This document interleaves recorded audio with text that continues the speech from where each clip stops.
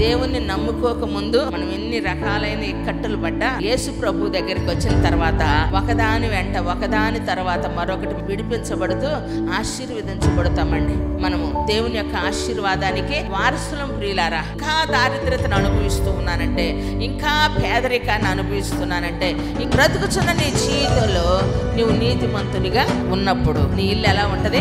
గొప్ప ధననిధిగానే ఉంటది.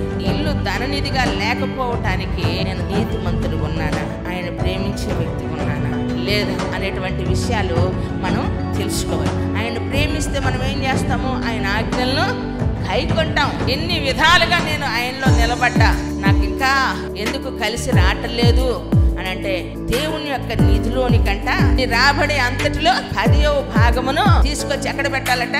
నా మందిరము నిధిలోనికి తీసుకురండి. ఇక్కడ నిధి ఉందనుకో, నీ ఇంట్లో నిధి ఉన్నట్టే. కొట్టు చప్పట్లే గట్టిగా.